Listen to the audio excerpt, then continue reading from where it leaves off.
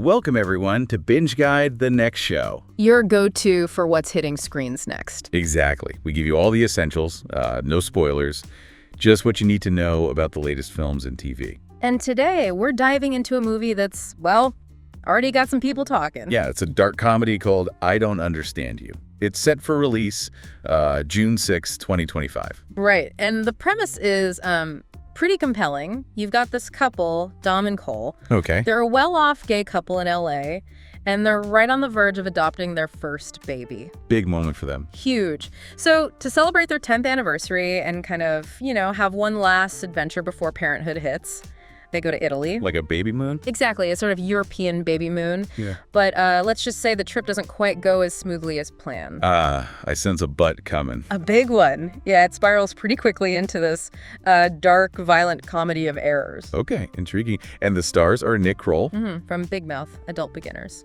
and Andrew Rannells, who people will know from, like Girls, The Boys in the Band, A Simple Favor, loads of stuff. Yeah, a fantastic cast. And apparently their chemistry is really central to the whole thing. Makes sense for a couple's story. So let's break down the setup a bit more. Dom is Nick Kroll, Cole is Andrew Rannells. 10 years together. Right. And this Italy trip, it's not just random. It's very much about reconnecting before this massive life change. Before the baby arrives. Yeah, that perfect European baby moon idea. But you mentioned things might go wrong early on, like hints. Well, yeah, even in this adoption video they're making for the birth mother, Candace, you see they have kind of different approaches, hints of anxiety maybe. Okay, under the surface stuff. Exactly. And then there's this odd little moment on the plane to Italy. Oh. A drop of blood apparently falls from an overhead bin onto Cole's shirt. Whoa, okay. That's specific and unsettling. Right, just a little bit of foreshadowing perhaps. So they get to Italy. What about this anniversary dinner? Ah, yes. So it's arranged by this old friend of Dom's father, Danielle, at this super secluded farmhouse restaurant near Orvieto, which sounds romantic, but the place was actually closed, and it's reopening just for them. A bit strange. Maybe a nice gesture, maybe something else. Adds a little layer of intrigue, doesn't it? And then, well, getting there isn't simple. Of course not. Their rental car gets completely stuck in the mud. Middle of nowhere, rural Italy, heavy rain, and the directions weren't great. Nightmare scenario. Totally. And then there's the other big factor. Let me guess. Language barrier. Bingo. Zero Italian comprehension between them. None. Oh boy. So lost, stuck, can't speak the language. That's a recipe for stress. And comedy, apparently. Yeah. Which leads us into how the film uses these misunderstandings. Right, the comedic side. Yeah, this language barrier is like a core device. It leads to what people are calling big laughs and wild misunderstandings. So it's not just one mistake, it builds. Seems like it. Each miscommunication kind of snowballs, creates this vicious cycle of disaster. That sounds potentially hilarious, but also maybe stressful to watch. Well, that's the cringe hilarious aspect people mention. It starts relatable maybe, then just gets more and more awkward and out of hand. Can you give an example? Yeah, there's one bit mentioned where they bump into an elderly woman. Simple accident, right? Maybe. But somehow, because of the communication breakdown, it escalates massively when she then falls down some stairs. Oh my goodness. Okay, I can see how that would spiral. Exactly. It's that awkwardness, the cultural clashes, the inability to explain. That's where the humor comes from. And you need good actors to pull that off. Yeah, definitely.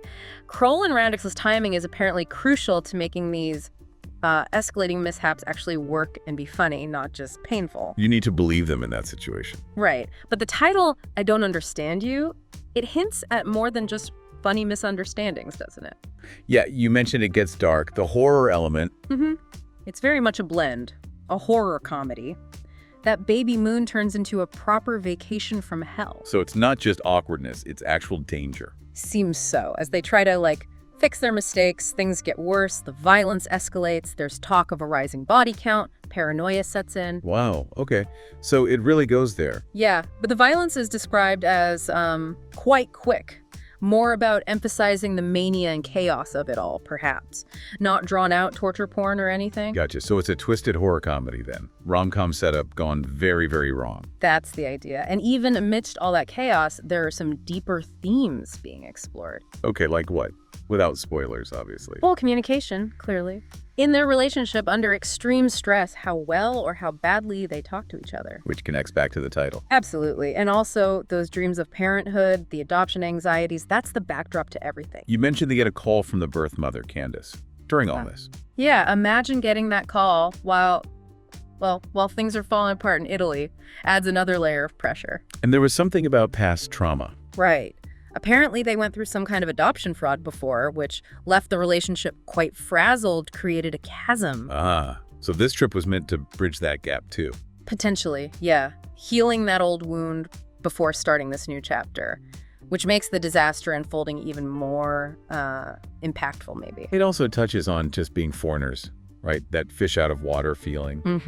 Multiculturalism, navigating a place where you don't know the rules or the language. But amidst the horror and comedy, is there hope for them? Interestingly, yes. Some reviews suggest that going through this absolute nightmare actually forces them to see each other differently. Trial by fire kind of thing. Maybe. That they finally find the words to say to each other without exploiting their pain. That's quite a quote. It is, and it's described as a queer comedy with sincerity. Yeah, meaning their relationship is central, but the film aims for universal themes about couples, not just focusing specifically on their sexuality, broader relatability. Okay, let's talk performances and tone. Rannells brings sincerity. Yeah, he apparently grounds it, keeps it relatable even when things get nuts. And Kroll brings the Krollness. Aha! Yeah, the magic and hilarity, which you need for the dark comedy to land, right? Definitely. And their chemistry feels real. Described as authentic, little things, slight touches and glances, showing their history. That's always good to hear. Makes it believable. The whole film's vibe is summed up as a delightful mess of mismatched expectations, soggy shoes, and emotional revelations. Soggy shoes, I like that detail.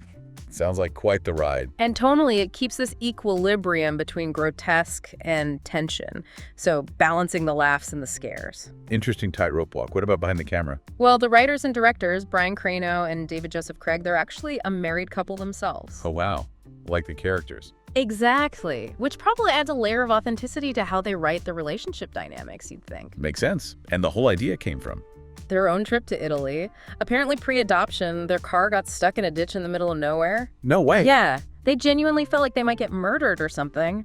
Told their friends, who joked, "That sounds like a horror movie." And voila, art imitates slightly terrifying life. Pretty much. And apparently some scenes were improvised by Kroll and Rannells too. Adds to the realism, maybe.